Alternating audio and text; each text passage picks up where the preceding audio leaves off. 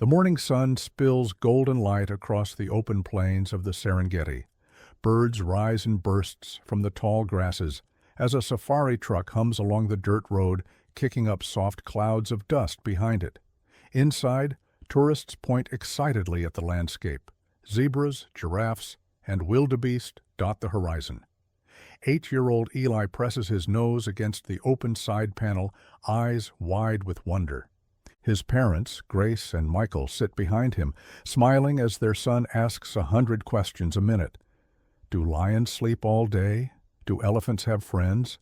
Can I hold a baby warthog? Grace ruffles his hair and laughs. Let's just look at them for now, okay? Their guide, a tall man named Temba, with sun-creased skin and a steady voice, narrates from the front. Up ahead is one of our lookout points, safe for photos. We'll stop briefly, but stay close. This is lion territory.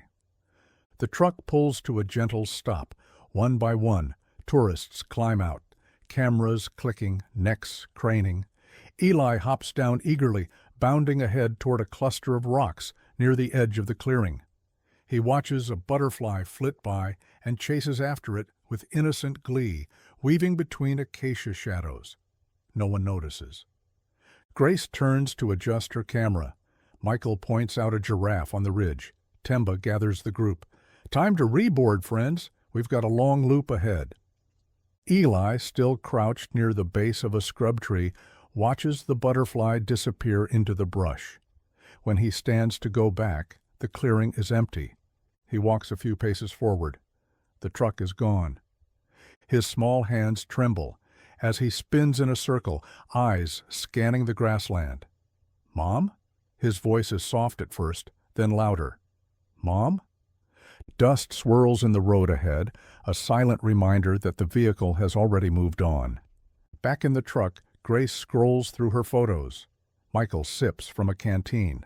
Temba checks the mirror, then taps the roof for confirmation. Everyone back? He calls.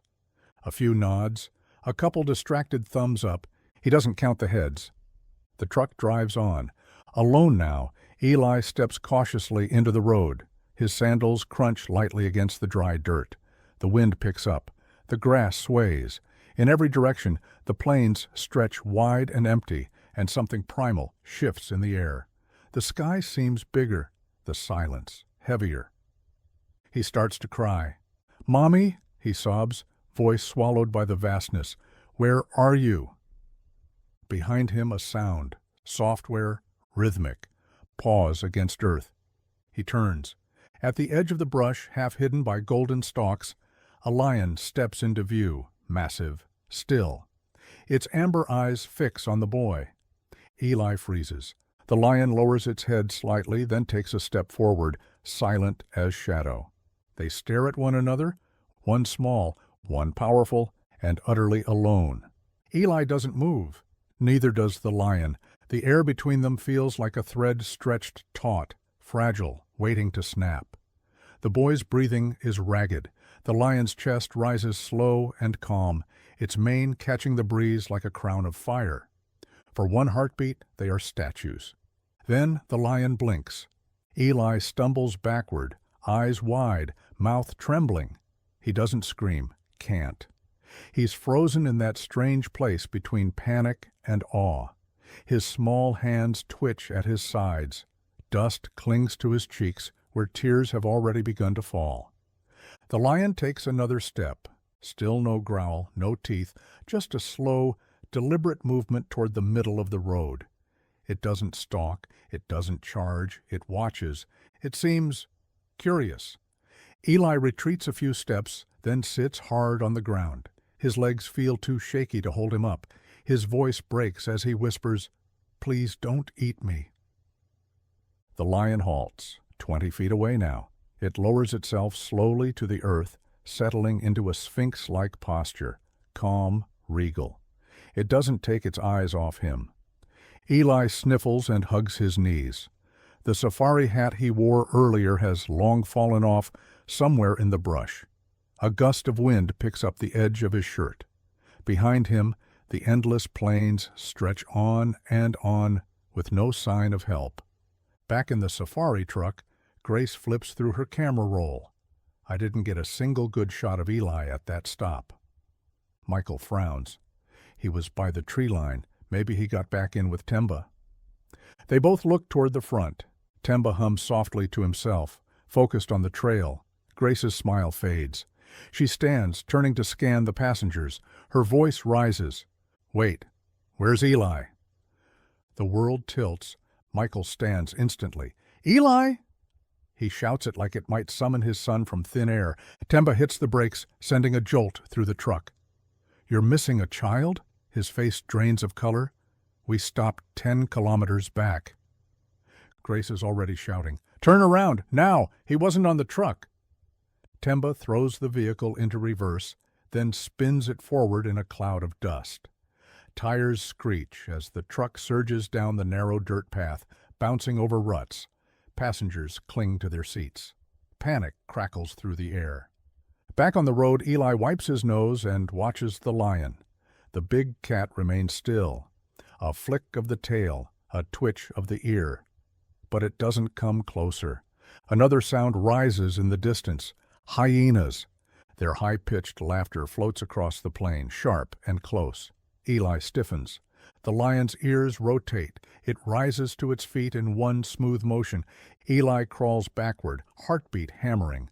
But the lion doesn't look at him. It turns toward the distant ridge and releases a deep guttural growl, a warning, long and low.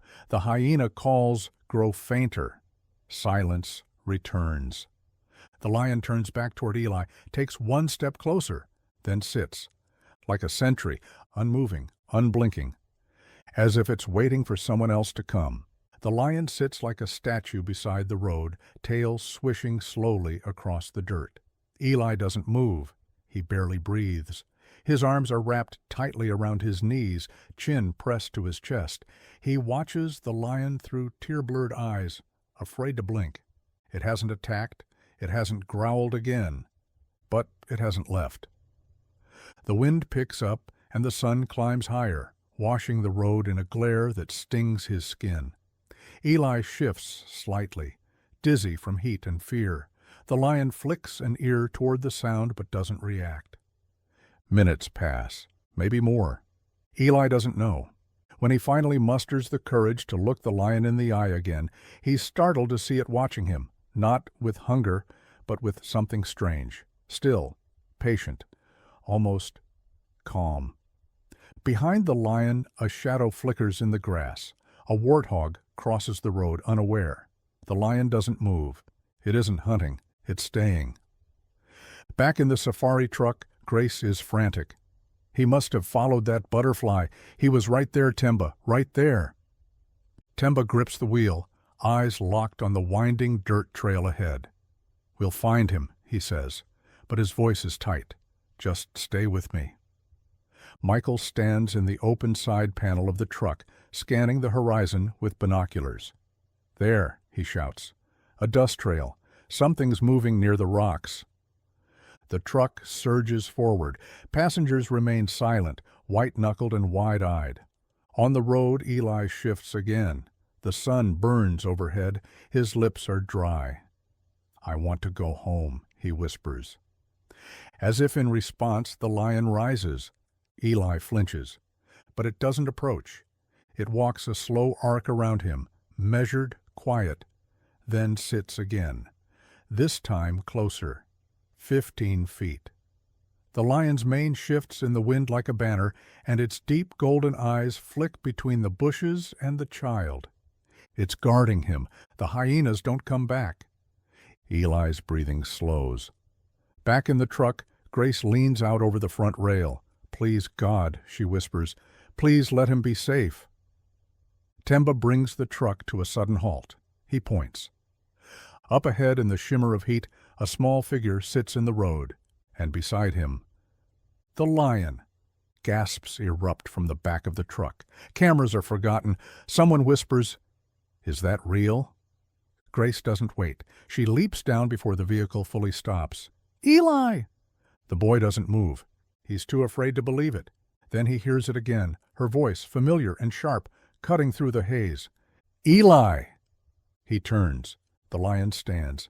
Not aggressively, not startled. It simply rises and looks at the approaching figures. Rachel sprints, feet pounding the dirt. Michael is seconds behind her. The lion watches them, then steps away. 1, 2, 3 strides into the tall grass. It vanishes like a ghost into the wild. Grace drops to her knees, wrapping Eli in her arms, sobbing uncontrollably. "I've got you," she whispers. "I've got you." Michael crouches beside them, touching his son's shoulder with trembling hands. He looks to the place where the lion stood and finds only empty grass. Eli whispers, "He didn't leave me." Neither Grace nor Michael speaks, because neither of them knows what to say. Grace cradles Eli in her lap, rocking him gently in the middle of the dirt road like he's still 5 years old. Her fingers comb through his dusty hair, searching for scrapes, signs of injury, anything. But he's whole, shaken, but whole. Michael crouches beside them, shielding them from the sun. "Are you hurt, buddy?" he asks softly.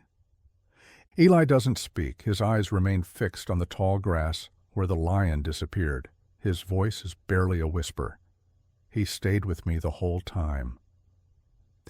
Behind them, Temba approaches slowly, eyes narrowed, scanning the terrain. He's seen many things on safari, but never this. "Did the lion hurt him?" someone asks from the truck. "No," Grace answers, her voice stronger now. "He watched him." Temba nods once, as if confirming what he already suspected. The lion's paw prints are still fresh in the dirt, massive and deep beside Eli's much smaller ones. They lead to the road, then loop, then circle, then pause. He was guarding him. The truck sits quietly in the background. No one climbs down. Everyone watches from the vehicle, as if afraid to shatter whatever fragile magic just happened. Temba kneels to the earth, studying the prints. He stayed all this time. He was keeping him safe. Michael helps Grace and Eli to their feet. "Let's get him out of the sun." As they walk back to the truck, Eli looks over his shoulder. "He was right there," he says. "He sat with me. When I was scared, when I cried." Grace squeezes his hand tighter. Her own eyes fill with tears. They lift Eli into the front seat. Michael climbs in beside him, wrapping an arm across his shoulders. Rachel sits in the back, looking dazed, as if the world hasn't quite snapped back into focus. Temba starts the engine and begins the slow drive back to the lodge. No one speaks for a long time. The engine hums. The wheels crunch over gravel. Birds call in the distance. Then Eli finally asks, "Why didn't he eat me?" It's not a joke. No one laughs. Temba's voice is steady as he replies, "Sometimes even lions know the difference between prey and something precious." As the truck drives on, Eli turns to look behind them. The plains stretch wide and endless, and for a moment, just a moment, a golden shape moves through the brush far in the distance. A lion's mane catches the sun, and then it's gone. Back at the lodge, a team of rangers gathers to hear what happened. They pull up satellite images, track the truck's route, and confirm the coordinates. A second guide nods. That's part of a known lion pride's range. Big male, solitary hunter, not known to tolerate humans. But he tolerated one. Word spreads quickly. The story travels from lodge to radio to local papers, then wider. Online headlines bloom. Lion guards, lost boy in wild, what guides witnessed, left them speechless. A silent guardian in the grasslands. Was it instinct or something more? Grace sits with Eli on the porch of their tent as the sky turns pink. He leans into her. He didn't growl, not even once. She wraps an arm around him and stares at the horizon, and wonders what she'll say when the world asks her to explain. The story spreads like wildfire. By the time Grace, Michael, and Eli board their flight home, the headlines have already made it out of East Africa. Lion protects lost child in safari reserve. Miracle in the savannah, family reunited thanks to an apex predator. He was never alone, The Lion That Waited. Photos of the dusty road, the paw prints, the family embracing. Every image tells a story people can't stop talking about. The lodge releases a statement. So does the reserve.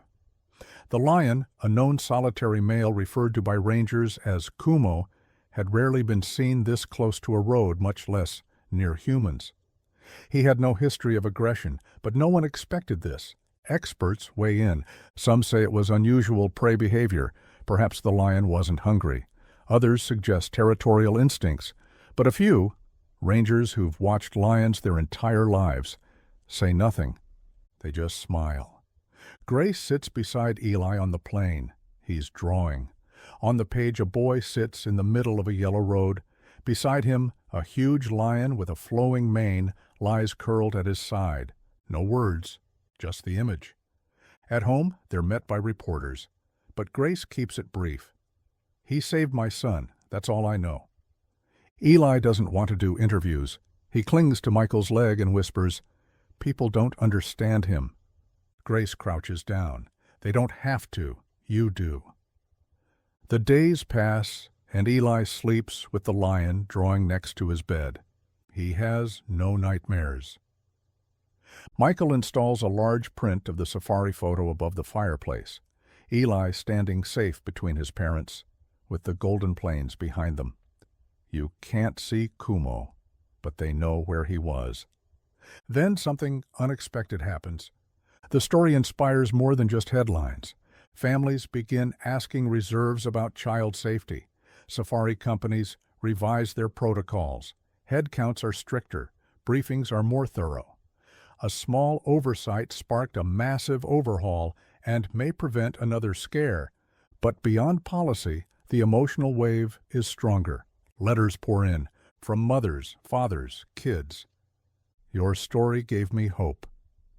I was terrified when I lost my son in a crowd once. This brought it all back. Maybe animals know more than we think. In a school far away, a class starts a Guardians of the Wild art project, dedicated to animals who protect, not prey. Eli's story becomes the centerpiece. Eli, once shy, begins to talk about it, but only to friends. He tells them the lion wasn't scary. He was just quiet, he says, like he was waiting for someone to come get me. The lion is never seen again, not by rangers, not by tourists. It's as if, having completed something important, Kumo returned to the shadows of the savannah where stories become legend. Grace watches Eli play one evening, the sun dipping low. She wonders, was it luck? Instinct? A moment of cosmic grace? Or was it something else? Maybe, just maybe. The lion chose to protect him. And the world, for once, chose to believe in the miracle. Sometimes nature doesn't follow the rules.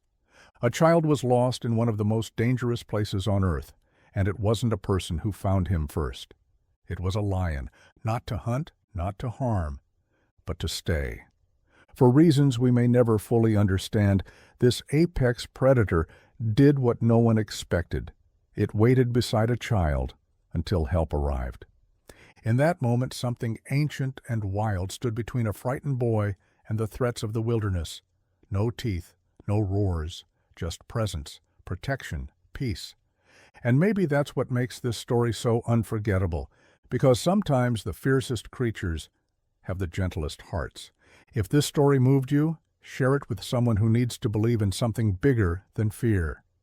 Tell us in the comments, do you think animals truly sense when we need them? Subscribe for more real, incredible animal encounters that reveal the unexpected power of instinct, loyalty, and love. And remember, sometimes the wild doesn't take, it gives.